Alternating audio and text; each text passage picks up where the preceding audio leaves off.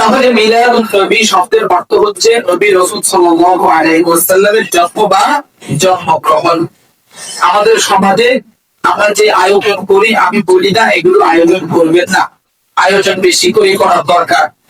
বিলুপ্ত সুন্নত মানুষকে খাওয়ানো, আপনারা এখন আর খাওয়ান না। বিলুপ্ত সুন্নত আলেম ওলামাদেরকে হাদিয়া দেওয়া, আপনারা এগুলো এখন আর দেন না। সাহাবায়ে কেরাম রাদিয়াল্লাহু তাআলা আনহুম আজমাইনের আমল ছিল, তারা রাসূলের কাছে গেলে হাদিয়া নিয়ে যেতেন। রাসূলকে যদি কোনো মাসআলা জিজ্ঞাসা করতেন, হাদিয়া নিয়ে যেতেন। মাসআলা জিজ্ঞাসা করার পর হাদিয়া দিতেন। বিলুপ্ত সুন্নত হাদিয়া, বিলুপ্ত সুন্নত খাওয়ানো। আলেমদেরকে স্বার্থ ছাড়া তারা খাওয়ান না। কবর জিয়ারত করাইয়া খাটাইয়া, কোরআন তেলাওয়াত করাইয়া খাটাইয়া, বাসায় গিয়া দোয়া ভালো করে পড়াইয়া তারপরে হাদিয়া দেন। এটার নাম হাদিয়া না, এটার নাম বেতন। এটার নাম কি? বেতন। হাদিয়া কি জানেন? কোন প্রকারের সাক্ষ্য ছাড়া ভালোবেসে মায়া করে মহাব্বত করে খুশি মানি একটা কিছু দেওয়া, এটা হচ্ছে হাদিয়া। তাহলে বিলুপ্ত সুন্নাত মানুষকে খাওয়ানো, এটা খাওয়াবে, বেশি করে খাওয়াবে।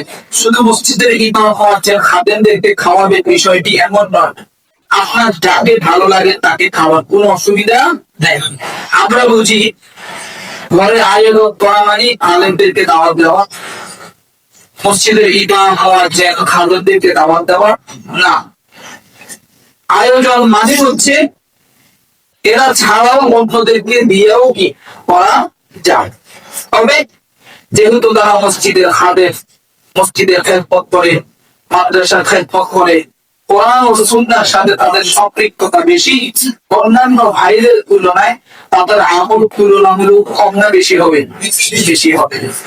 উপস্থিতি, তাহলে আশা করি আজকের পর থেকে যন্ত্র তন্ত্র বিরাট শব্দ ব্যবহার করব না।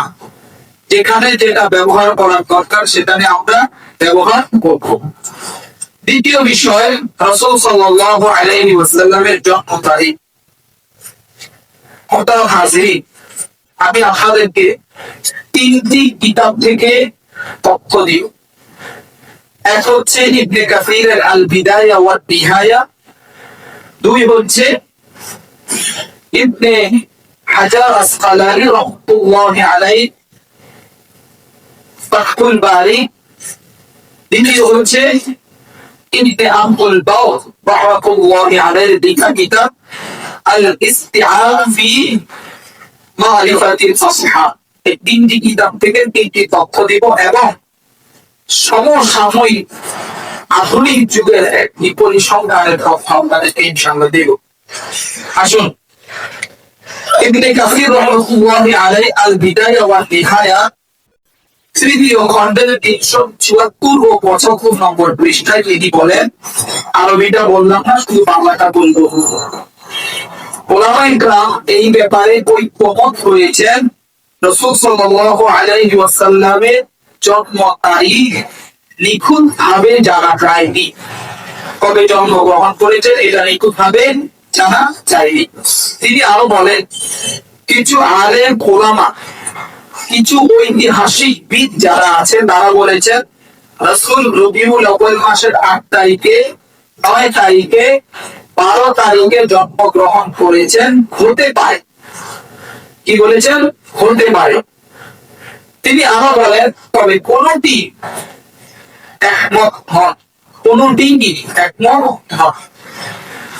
তিনি আরো বলেন 75 নম্বর পৃষ্ঠায় 375, রাসূল সাল্লাল্লাহু আলাইহি ওয়াসাল্লাম জন্মগ্রহণ করেছেন শাবান রবিউল আউয়াল মাসের 12 তারিখ দিবাগত রাতে, অর্থাৎ রাত অতিবাহিত হওয়ার পর, এবং ফিলের বছর, যেই বছর আবরাহা বাদশাহ হাতি দিয়ে মক্কায় আক্রমণ করেছিল, ওই বছর আমার নবী, আপনার নবী মুহাম্মদ সাল্লাল্লাহু আলাইহি ওয়াসাল্লাম জন্মগ্রহণ করেছেন।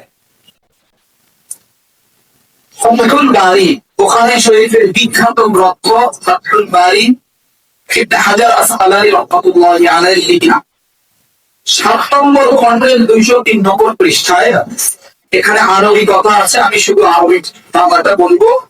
সবচেয়ে বিখ্যাত মত হলো রসুল জন্মগ্রহণ করেছেন সোমবার 12 রবিউল আউয়াল হাতির বছর, যে বছর আপনারা বাদশাহ হাতি নিয়ে মক্কায় আক্রমণ করেছেন। তবে এটাও বলা হয় তিনি 8 কিংবা 9 তারিখে রবিউল আউয়াল মাসে জন্মগ্রহণ করেছেন।